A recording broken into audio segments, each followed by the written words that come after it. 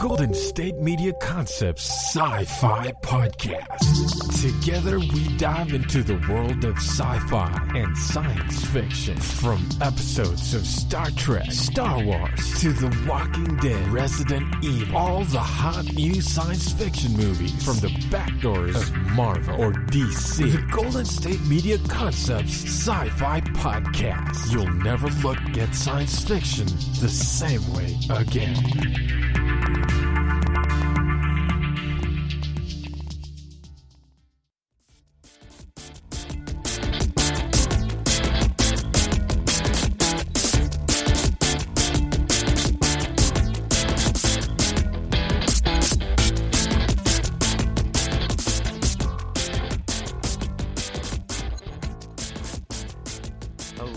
Hello everybody, and welcome back to the GSMC Sci-Fi Podcast, brought to you by the GSMC Podcast Network. My name is Keith. I am your host for today. Today is Wednesday. It is the middle of the week, as some call it, hump day, if you will, which has its own set of connotations that I can't go into on a PG podcast, which surprisingly, this is supposed to be PG. I mean, I feel like I've been pretty PG for the most part. Unfortunately, some of the content of different science fiction films and things like that is, books and such, makes it a little, let's just say, difficult to maintain that PG rating, if you will. But regardless, on the topic at hand, we are getting close to finishing up talking about Brave New World. This is probably the second to last podcast that we will do on this particular book. I've got some other ideas for podcasts that might be a little bit more generally relatable if you're not interested in reading a book. I know we've been doing just books and books and books and books for a while, so I'm sure that eventually that's going to get tiring because you have your own books that you want to read, and then you're also listening to me talk intelligently about other books that you might be interested in reading. So, hopefully we can find something interesting to talk about that people can get a little excited about. But regardless, with this week we're talking about Brave New World. We've left the reservation, to use a funny term of phrase. We are no longer, I guess, they're just not on the reservation in general. So the last time that we talked, I think that we had mentioned that they had come back. So we won't be talking about the reservation at all. But we will be talking a lot about John the Savage, as well as some relatively problematic things and references that Huxley makes. I have said frequently on this podcast before that I would understand if this book was not read in high schools any longer, or I would think it was wrong if this book was not read in high schools any longer because of certain things. But after the last couple chapters that I've gone through, I really feel like this book ought to be reserved for higher level classes, just because of the handling that it does of certain material, especially in the way that it depicts interactions of men and women. Just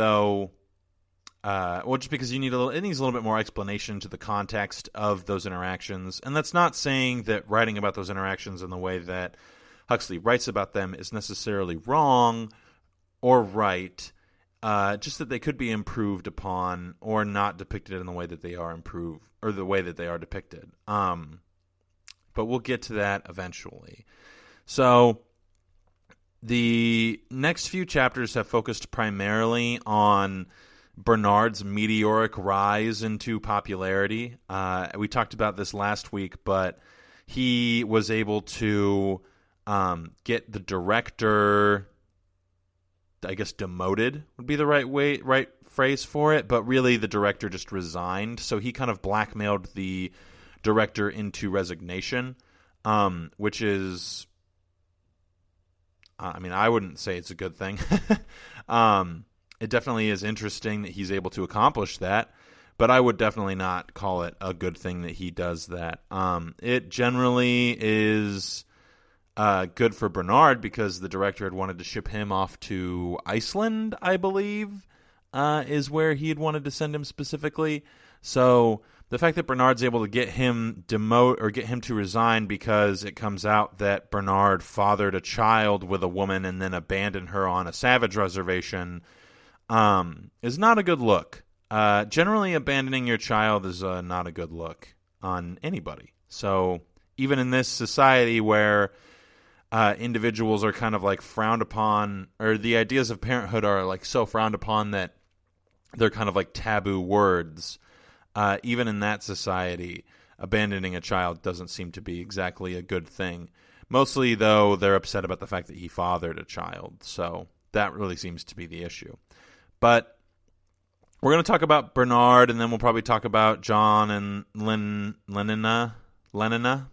And then we'll talk about just John, most likely. The several important things happen to all three of them.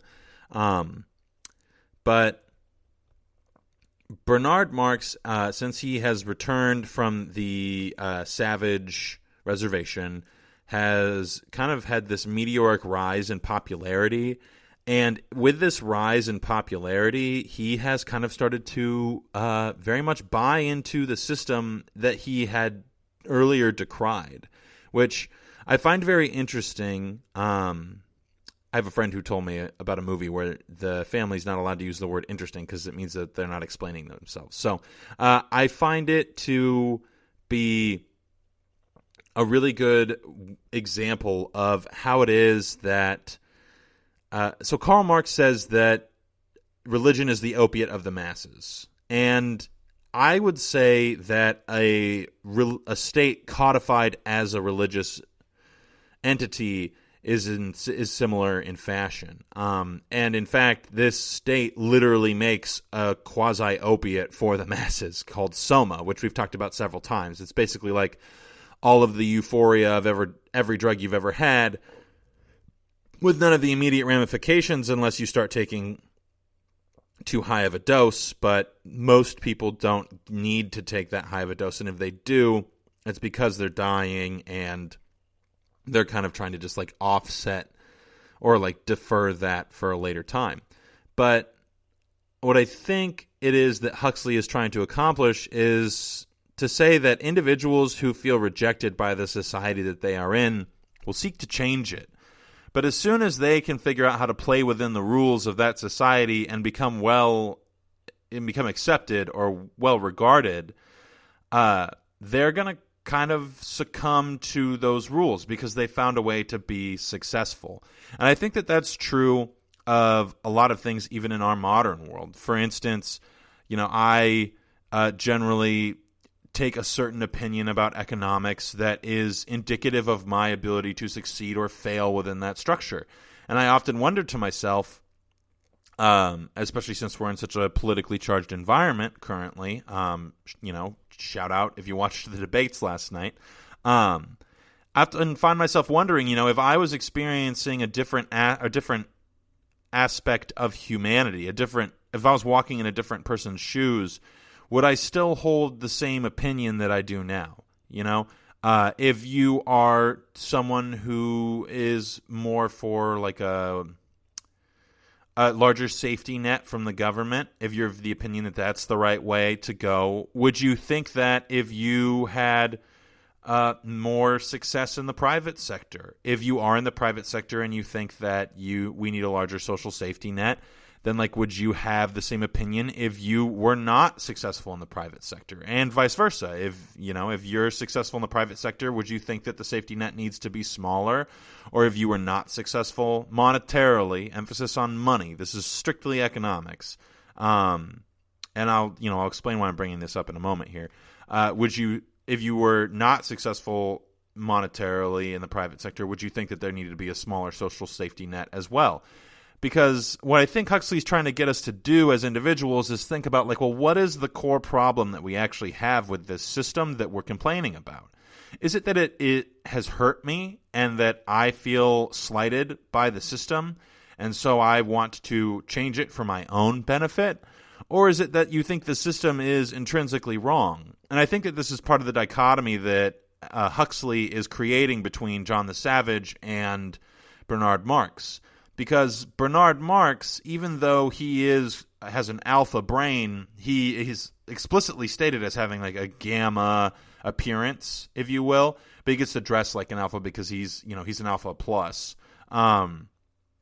So he just, people don't generally in this world, in Huxley's world, don't generally care a ton about how people look on like a beauty perspective. They care about how people look in the sense of like the indications of your caste. So the betas are conditioned as children to not like the colors that the epsilons and gammas wear, because that would mean that they would interact with them in certain ways, and they might exchange, like, this is what happens in a factory that makes people, and like the gammas and epsilons might not need to know that necessarily, or they might not want the betas and alphas telling each other different things. So alphas don't usually interact with betas, and betas don't interact with so on and so forth, because that's what they're conditioned to do. So there's this odd juxtaposition that happens because there was alcohol put inside of one of the tubes that Bernard Marx was gestating in by mistake. So he ends up looking like a gamma, but being an alpha plus. And I think it's interesting that there are like small like microcosms within each caste that kind of indicate, what level you get to kind of like ascend, I guess. So like alphas aren't as good as alpha pluses, but I wonder if there are alpha minuses as well. So, but they haven't mentioned that yet. But the point is that John the Savage is absolutely slighted by the system in the same way that Bernard Marx is. But John the Savage doesn't feel that the system needs to change because he wants acceptance like Bernard Marx does. John feels the system needs to change because he finds it sickening that humans act in the way that they're acting within this system. So Bernard Marx gets annoyed at the pomp and circumstance associated with certain things. He gets annoyed with these caste systems and lightly mentions this to Mustafa Mons, who I think is, I don't know if that's the guy's name or his title, and I don't even know if that's the right name, but I think that's what Bernard Marx called him.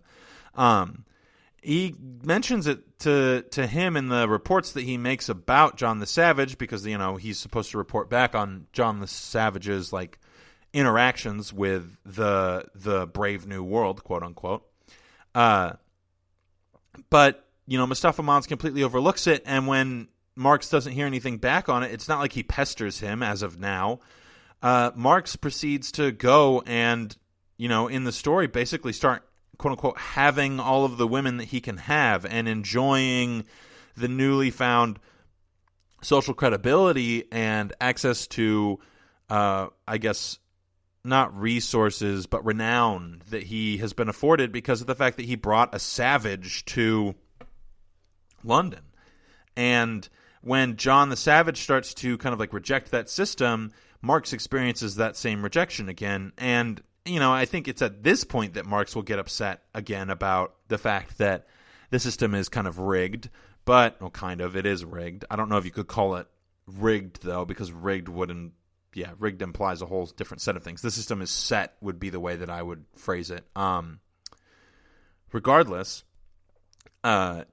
John the Savage says, like, I'm not going to participate in these like little pomp and circumstance things that you are throwing. Like, Marx throws a party and John says that he'll be there, and because John says he'll be there, one of the higher ups in the state, I think it's like the speaker for the state or something like that, says, if the Savage is going to be there, I'll be there. And so the speaker of the state shows up and leaves like a quarter of the way into the party, and everyone at the party is saying bad things about Bernard, and Bernard is just kind of having to take it, and people start bringing up all this stuff from his past, the alcohol in his beaker and things like that, and it seems like Bernard is like not put off in the same way that he used to be. Now there's like a sadness and a rejection in the way that he interacts with the people there that is just not the same as it was before. So we're going to keep talking about this right after this first quick commercial break. Want to find out what movies to go see? Then check out the GSMC Movie Podcast. It's your ticket to the latest movies, whether it's a new blockbuster event, romantic, comedy, or action flick. This show has got it all covered. They talk some what to go see now. Don't bother. What's hot on Netflix and everything in between. That's gsmcpodcast.com/movie-podcast. When it's all about the movies, it has to be this new show. Don't forget to like them on Facebook and follow them on Twitter. Visit gsmcpodcast.com for more info.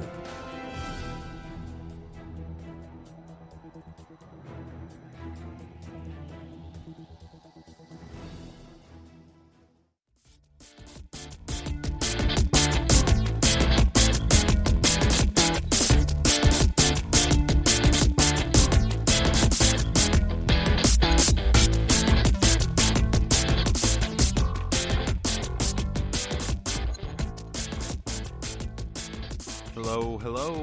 Welcome back, everybody. Right before the break, I was kind of talking about Karl Marx, LOL, Bernard Marx, and his interactions with the system that has now, or that was accepting him, but now due to extraneous, is that the right way to use that word, circumstances, is no longer accepting him. When he first brings back John the Savage, he's kind of like the talk of the town. Everyone's like, ooh, he brought back a savage. He's so cool. And then John the Savage is like, hey, I'm not showing up to your party. And everyone else shows up to the party. And while they're at the party, they're saying bad things about Bernard. And he's not terribly happy about it, as none of us would be. I don't think anyone would be terribly happy about that, which is, is what it is. But regardless,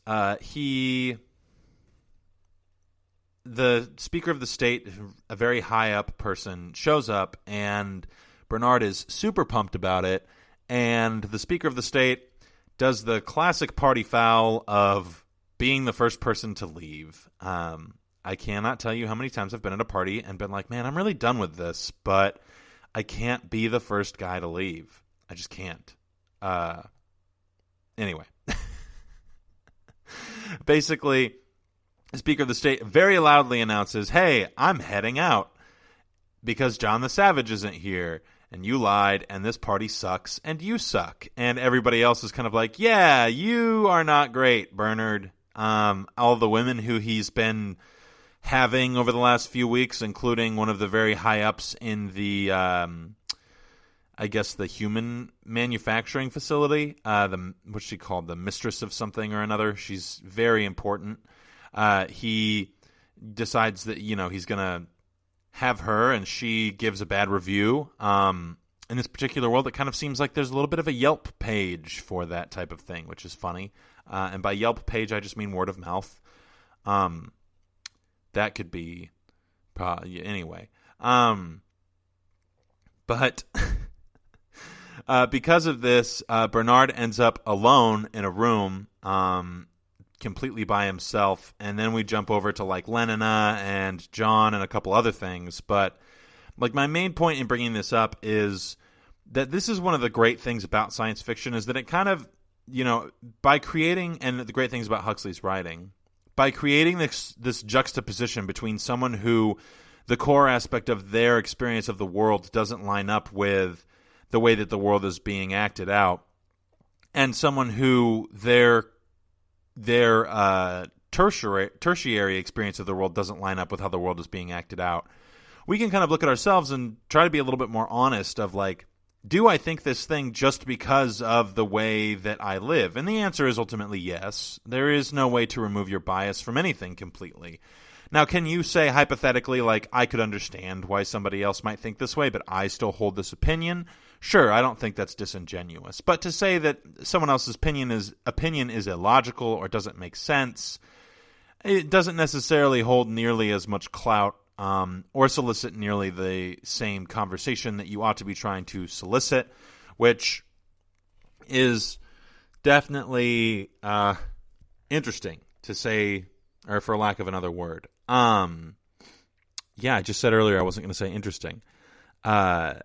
the fact that Huxley is able to so easily highlight the difference between someone who thinks the world should change because it doesn't fit what they want and someone who thinks the world should change because it doesn't fit what they believe, that juxtaposition is a good model for us to imitate in our own rhetoric about the world that we live in. And that's why I'm bringing it up specifically, especially because in this particular environment that we are in, I mean, we just had the debates last night, and I am sure that, everybody has seen all of the contention and the different statements that were made by different parties and, different individuals who are, quote-unquote, representing their party.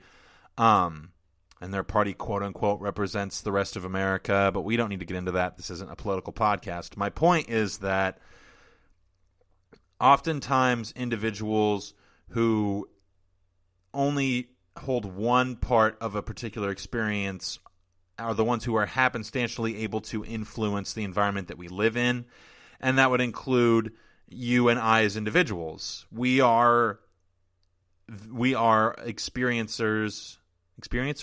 Yeah, I guess that's the right word, of only one small aspect of life. And we desire certain changes and influence certain changes in our world based off of the one aspect of life that we have experienced. Even the idea of open-mindedness is only open-mindedness in reference to yourself, reference to what you believe yourself to be in the world. Whether you're an open-minded person or a closed-minded person is most often in reference to what you think of yourself or how you think of other people, and not open-minded in the sense of, how do other people think that I am?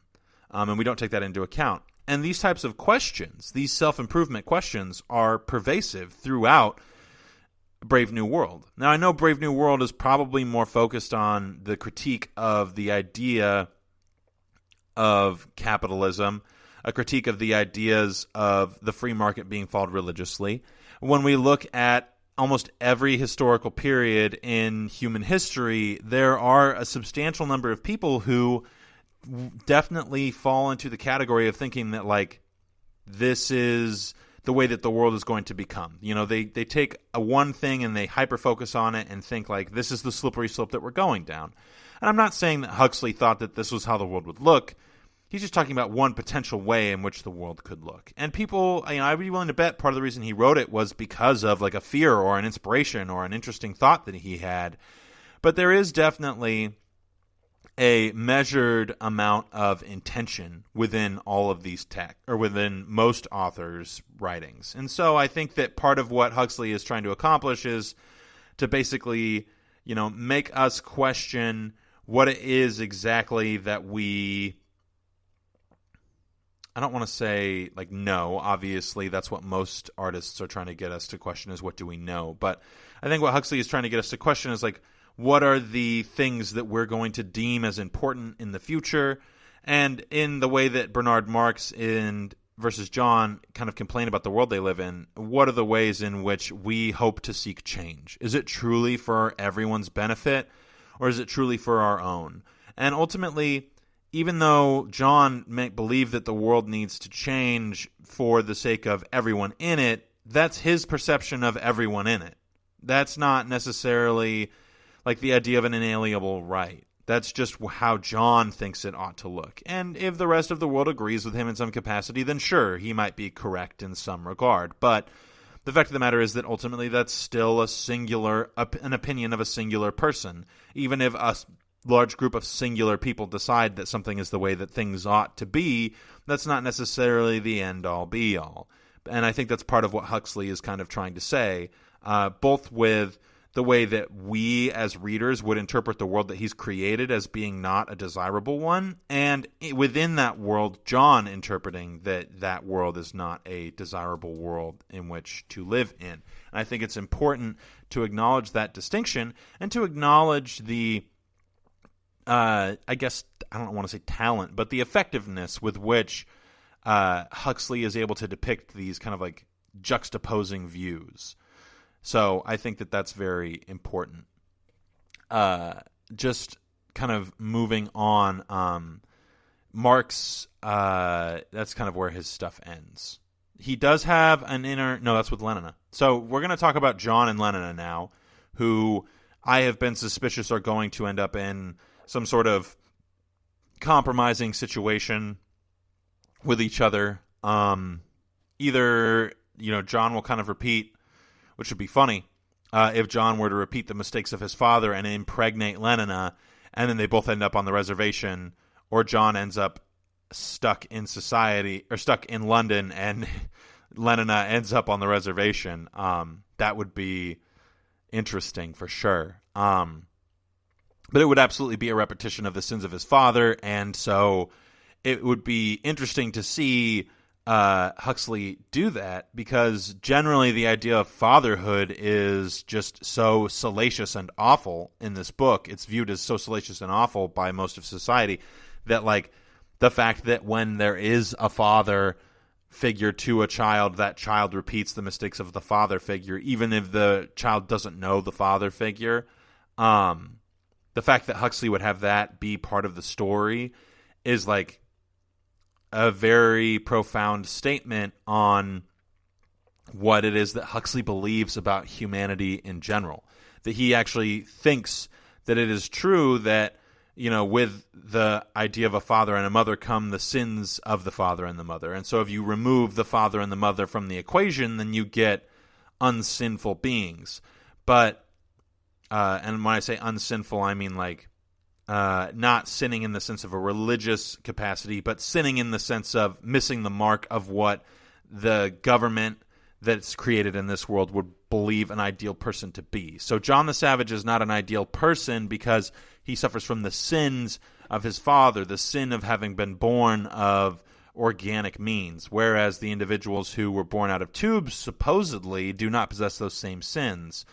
And that's the view within society. But we as readers know that that is not true, because the individuals who were born in tubes, primarily being Marx, he suffers from the sin, perhaps, of the person that spilled the alcohol in his test tube. And so there is some sort of like parentage that happens in that specific instance where like the causal factors of Bernard's existence are what cause him to become or to fall short of the mark of being the ideal person within society. And so I think that that's interesting. And if you look at another small interaction that happens in the book, or in these few chapters as well, Lenina messes up in her job, and her job is to inoculate the fetuses at a specific point in their development based on what it is that they need immunity from. But there are some universal immunities. One is listed as a sleeping disease, which Huxley gives a specific name of later on, but I'm not totally sure. I don't remember what it is off the top of my head. It's Latin, so forgive me. But Lenina repeats that same mistake. She does something wrong to the baby within the test tube. And so what that kind of indicates to me is that happens a lot more frequently than we might be led to believe, or at least that everybody in society is led to believe. When Lenina forgets this, Huxley makes specific point to say, and in 50 years, when that person or when that individual was 49, they died of this disease, and they were the first person to die of that disease in 50 years. To me, what that says is that the mistakes of the parent are repeated by their offspring, even if the parent is, or even if the offspring don't come from the parent organically. So for all of the technology and ability to separate humans from the natural processes of reproduction that this state has achieved, there still is intrinsic in the human genome within this society the propensity to make mistakes similar to the parents, quote unquote. And the parent isn't necessarily literal parent in this particular metaphor, but the parent is whoever it is that's in charge of a portion of the developmental stages of every individual child that grows up within this world. And I think that I don't know if Huxley did that intentionally, or if I'm kind of just like eisegeting it in there, but I think that is really a theme that ought to be looked at a little bit more closely, is that, what is it that Huxley is saying is intrinsically human, and what is it that he's saying is not? And I think that to repeat the sins of a caretaker is something that Huxley would believe to be intrinsically human. And it doesn't have to just be a parent. It could literally be the person who's putting a certain amount of things within your test tube, or not putting things in your test tube. So we're going to take another quick commercial break. We'll be right back. Tired of searching the vast jungle of podcasts? Now listen close and hear this out. There's a podcast network that covers just about everything that you've been searching. Hey! The Golden State Media Concepts Podcast Network is here. Nothing less than a podcast bliss with endless hours of podcast coverage.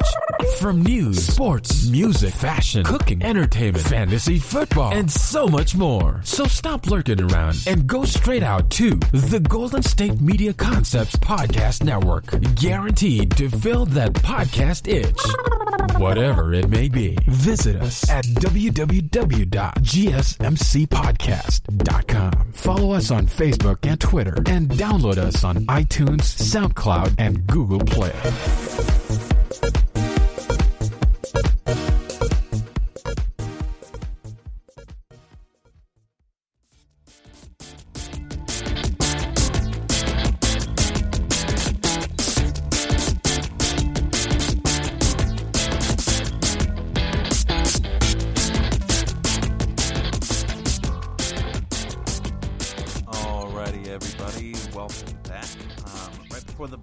I had kind of started talking about a little bit of a tangent. I don't know if I'd call it a tangent, but just this idea that even within this system of like non-parenthood, and like using the word non too many times. Sorry, guys.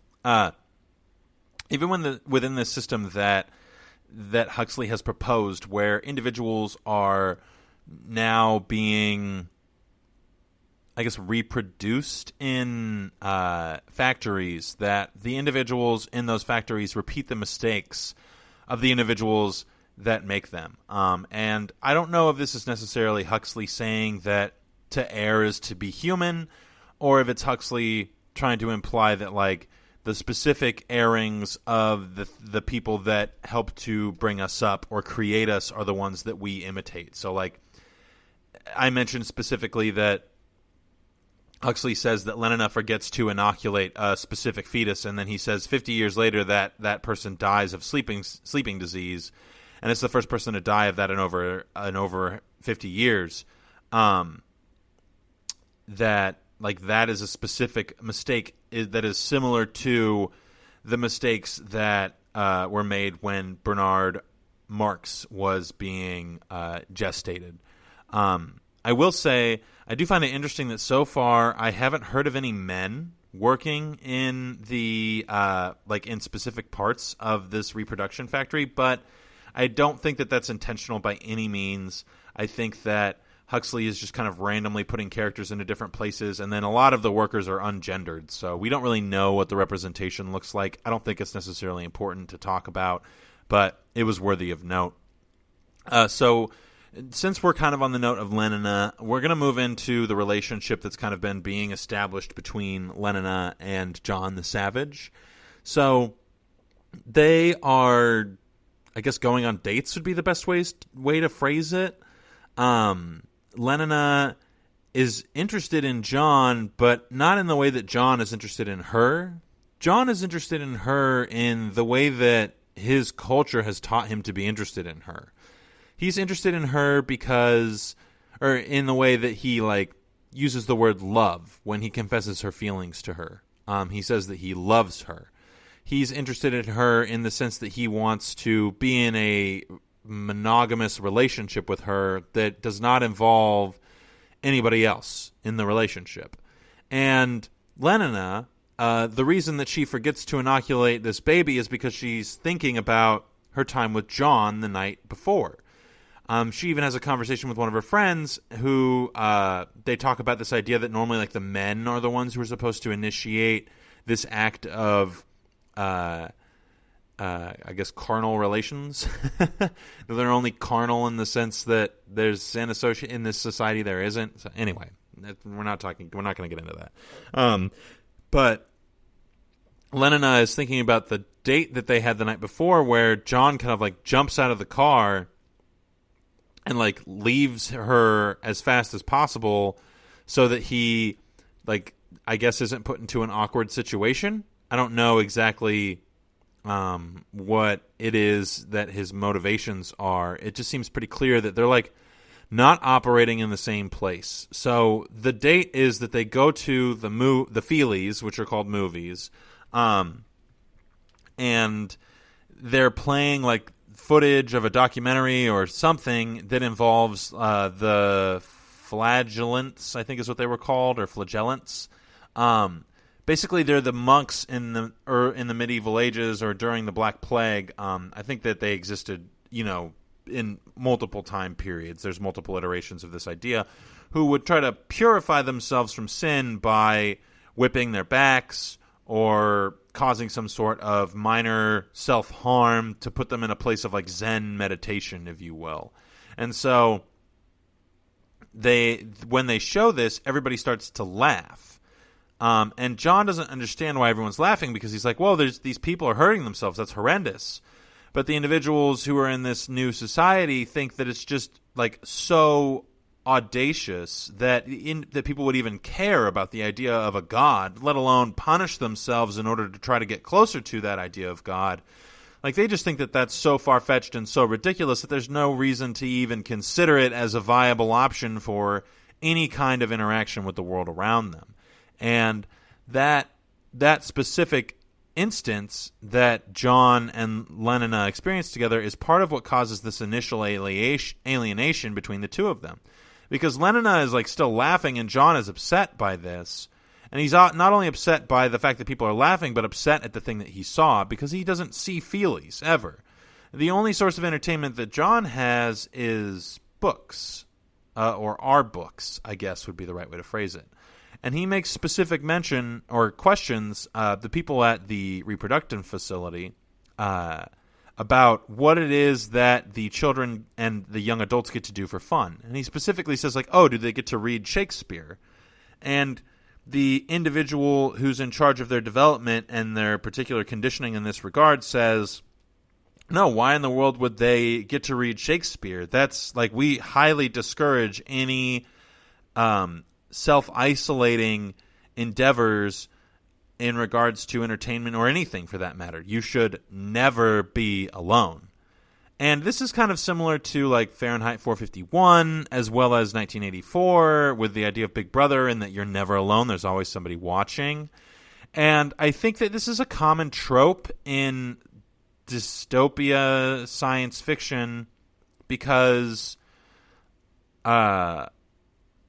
it's exactly how it is that we as individuals become a part of a mob. It's how we further domesticate the human race in a way that doesn't solicit an ideal living situation. Basically just like turning ourselves into shepherds and sheep. And the shepherds are the ones who get to dictate the behavior of the sheep. Whereas the way that humans ought to act is a little bit more independent than that, in my opinion. And I think that a lot of authors of these dystopian works are kind of in the same page. Because in Fahrenheit 451, like, everyone kind of rats everybody else out. So it's like it's almost as if you could take the religious idea of sin and the idea that God is always watching and turn it into the way that people actually interact with each other and see what that like looks like. I think this is why a lot of individuals have such an issue with certain ideas within religion. And I think that part of what this and other books do is give us that science fiction-oriented cognitive distance to take an honest look at, well, what is it exactly about these societies that we find so detestable? And one of these things is, like, no one's ever allowed to be alone. And if you think about never being allowed to be alone and it being bad for you to be alone, like, one of the number one things they talk about in psychology is to learn how to be okay with yourself if you want a better life. So if you can defer the responsibility of being okay with yourself because you get to be around people all the time and you're legally obligated to do so, you're conditioned to always be around people, and there's really no personal development that happens there. There's nothing that happens beyond what it is that people believe that you ought to do. And that's part of why the world is able to operate in the way that it operates in Huxley's novel. Because everyone is basically just acting on this idea of, well, this is what I think people think I should be doing. So I'm going to do it because that's the way to get acceptance. Other people think that this is the way I'll get acceptance, so I will do it. Bernard Marx kind of goes against this because he thinks, if I do this thing, I'll get acceptance. And it's kind of almost like he's deferring, not to use that word too many times today, but deferring the spectacle of his rebellion from himself to John the Savage. And so he is able to kind of distract people from his opinions and his shortcomings and take advantage of the attention afforded to him in that distraction. And when John the Savage stops doing that, obviously we see what happens with that. But specifically with Lenina and John, after their date, Lenina talks with her friend, and her friend basically says, look, if you want this guy, go just have him. That's the way that society works. But that's not the way that John works. John has a different series of associations with certain things that is going to solicit a completely different outcome. But because of the world that Lenina has grown up in, she just is completely unaware of this idea. Because to her, everyone is homogenous in their mindset. And if a guy doesn't, outright say, I want to have you, or just act on the impulse of wanting to have her, then she finds it to be weird. And so when John doesn't do this, but she feels this this magnetism between the two of them, it's very off-putting. And she wonders, is there something wrong with me? But what's interesting about it is that the rejection in itself is part of what forces her to have to reconcile herself as an individual. And I think that that's yet another thing that would contribute to the society working in the way that Huxley claims it does, because when nobody gets rejected, no one has to self-analyze. No one has to think about why it is that certain things are important.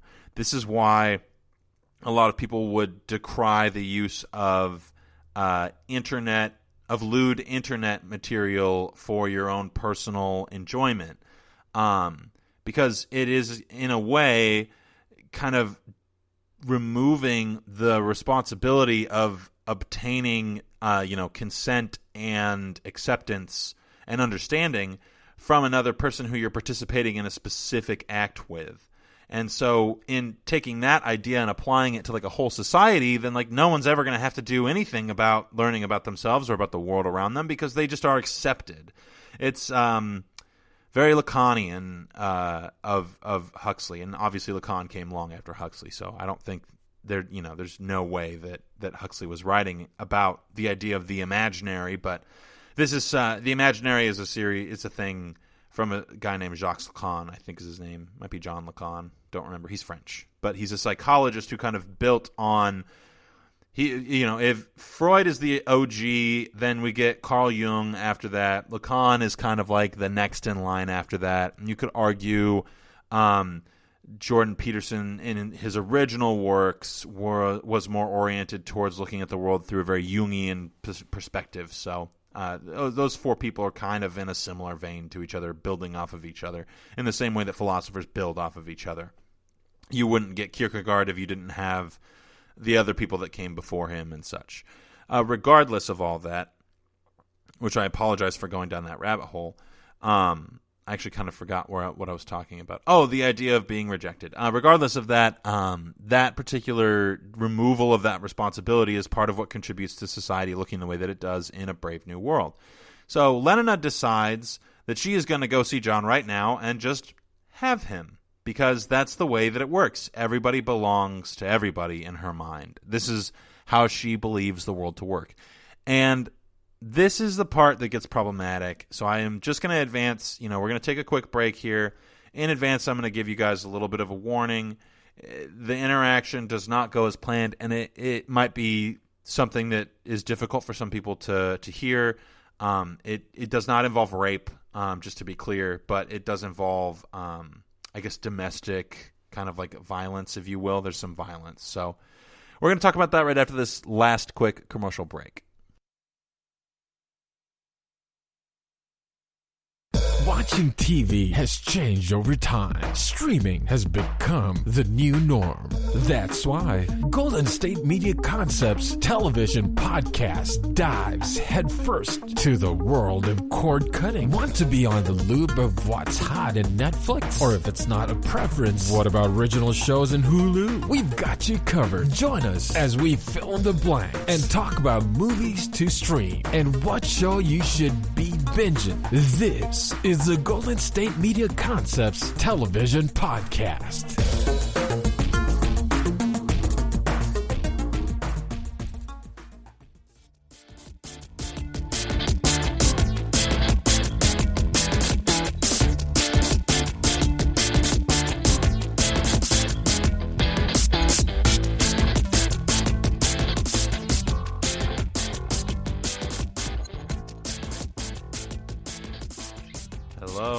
Welcome back. That was, thankfully, our last commercial break, which we're always thankful for. We kind of left off where we were talking about John the Savage and Lenina's interactions when they after they go on a date, and when they come back, and after that, Lenina is thinking about it, talking with a friend, and ultimately decides to go see John.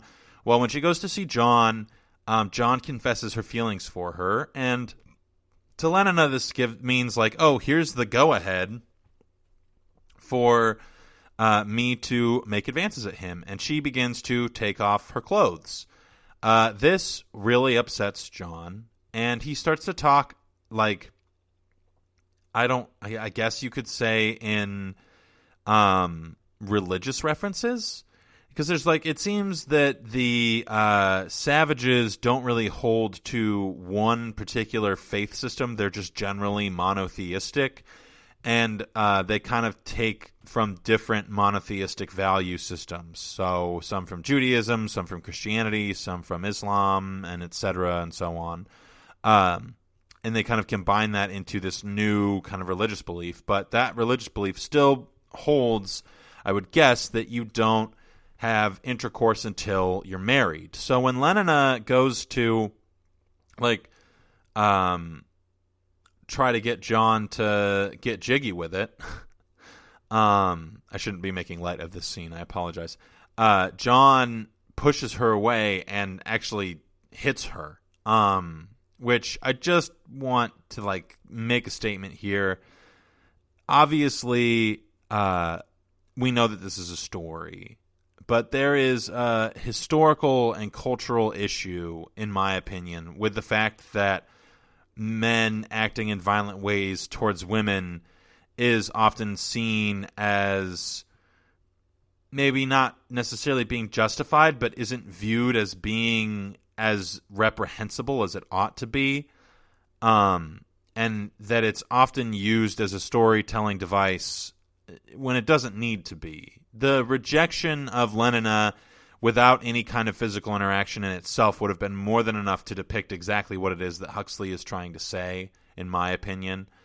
And this is something that I think needs to be, I guess, thought about when it comes to the way that we consume almost any form of media.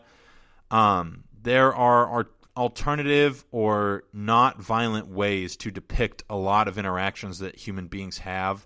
And the fact that it's been normalized to depict violence against women, even the rape of women as part of their core, as part of that woman's core aspect of being, creates certain tendencies within culture, in my opinion, that are very undesirable.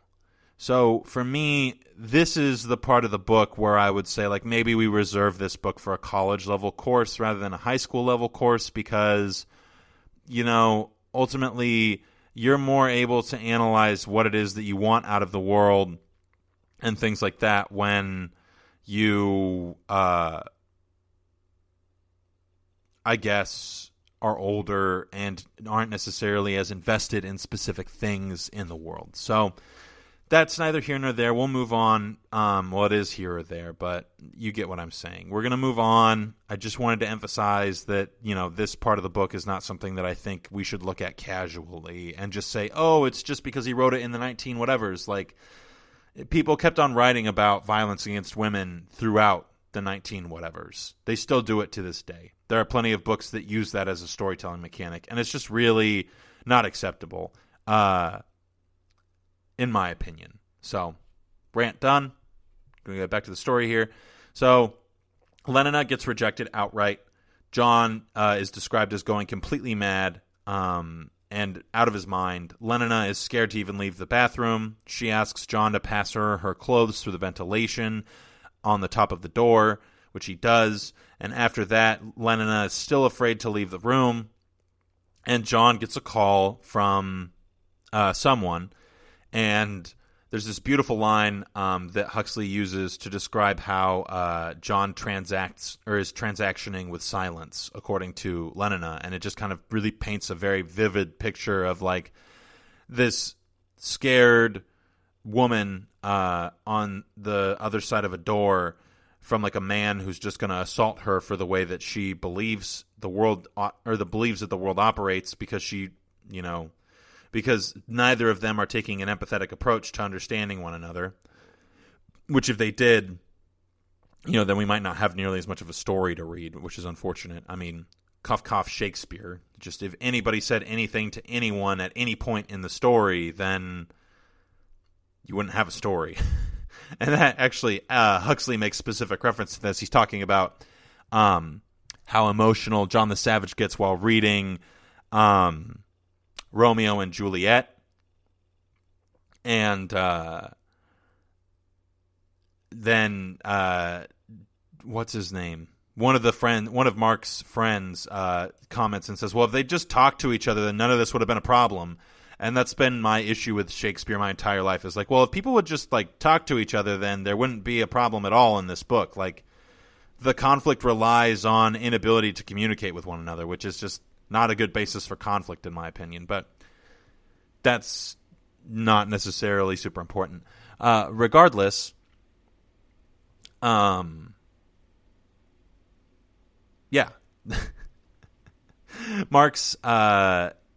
Lenina waits until she's heard John end his conversation and leave, and then she leaves. And then we cut to John the Savage, who takes a taxi to a hospital where his mother, Linda, is kind of been put in hospice. And she's been there for a little while, and no one notified John. Don't know why. Oh, I do know why. There's specific reference made to the idea of death conditioning earlier on in these chapters, where basically they take little kids to hospitals and they be like, this is what happens when you die. And they like put like the best toys, and they make it a super fun time for them while they're there. So there's no negativity. It's just like death is just death. Of all of the things that happen in this novel that I would kind of be okay with the idea of being implemented, this is about the only one. Because ultimately, like, our fear of death is part of what makes a lot of people do a lot of dumb things. But what I think is important to acknowledge here is that the idea of death for John the Savage is much different than the idea of death for everybody else.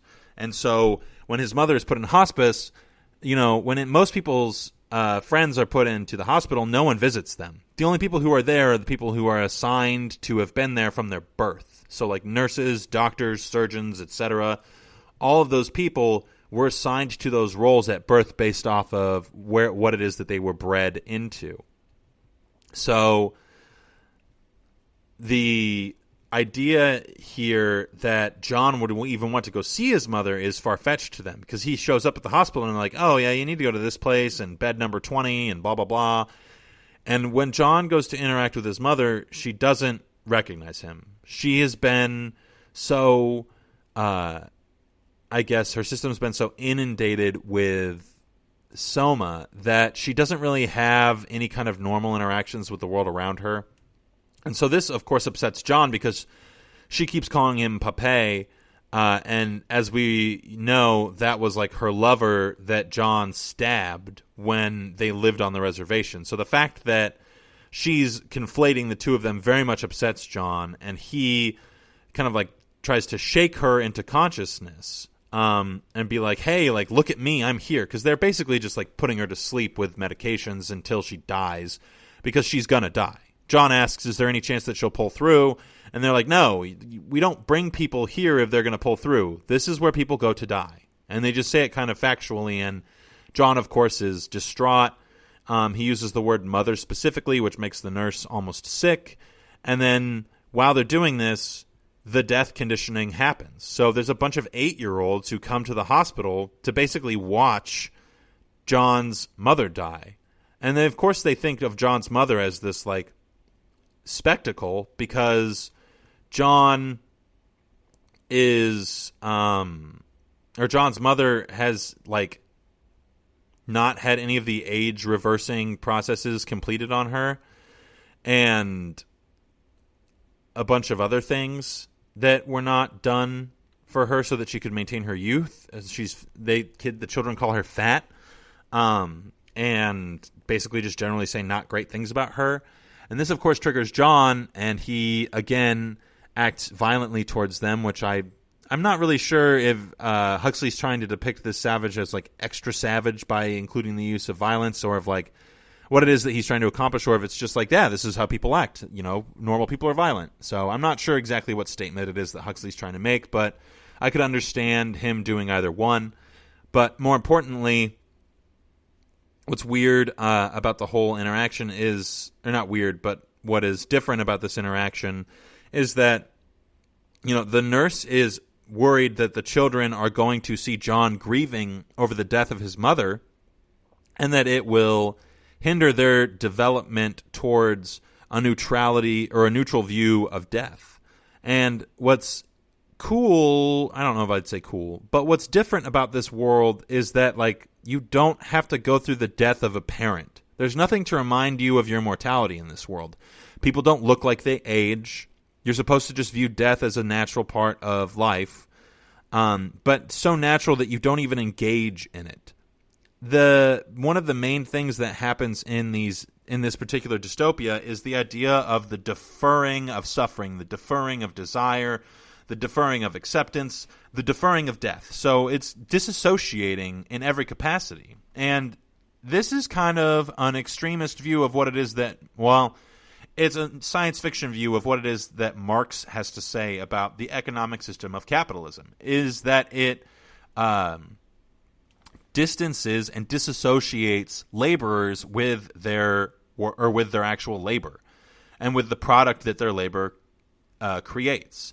It's kind of like, when you put 5 different people on an assembly line, the person at the beginning of the assembly line doesn't necessarily understand the final product at the end of the assembly line.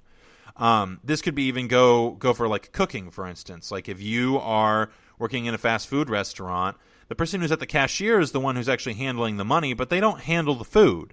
If they were to handle the food, then they might believe that the food was more valuable because they know the work that goes into making the food. But the person at the register just knows how much they're told to charge for certain things.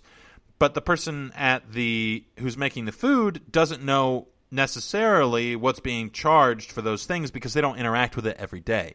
So there's this disassociation. This is exactly what's happening in this dystopia, is that there is an seemingly infinite number of disassociations that people are able to adopt within this system because it helps them to defer suffering, defer rejection, defer any negative emotion, which allows them to just kind of exist as basically like sheep. And of course, John's mother dies, and he is devastated by it. He quotes a lot of Shakespeare, which I found to be interesting. It seems like Shakespeare is going to be kind of like an ongoing idea. If I had to guess, Romeo and Juliet's going to be a center part of this, because I think that despite the fact that Lenina should never speak to John again, she's definitely going to,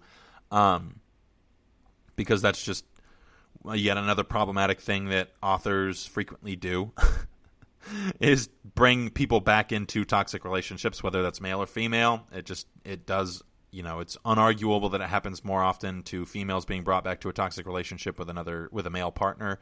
Regardless, that's neither here nor there. So I'm interested to see where things go from here. I personally stopped after John the Savage's mother died. I'm planning on finishing this book between now and next week. So hopefully next week will be our last episode talking about this. So that's all I've got for you guys today. Thank you for tuning in. If you like the show, definitely leave a review, comment if you have any questions or if I got something wrong. Would love to hear back from y'all. Follow us on Facebook, Twitter, all of your major social media and podcast platforms. And be sure to check out some of the other GSMC offerings. So thanks again for listening, everybody, and be safe. Have a great day. You've been listening to the Golden State Media Concepts Sci-Fi Podcast, part of the Golden State Media Concepts Podcast Network. You can find this show and others like it at www.gsmcpodcast.com. Download our podcast on iTunes, Stitcher, SoundCloud, and Google Play. Just type in GSMC to find all the shows from the Golden State Media Concepts Podcast Network, from movies to music, from sports to entertainment, and even weird news. You can also follow us on Twitter and on Facebook. Thank you, and we hope you have enjoyed today's program.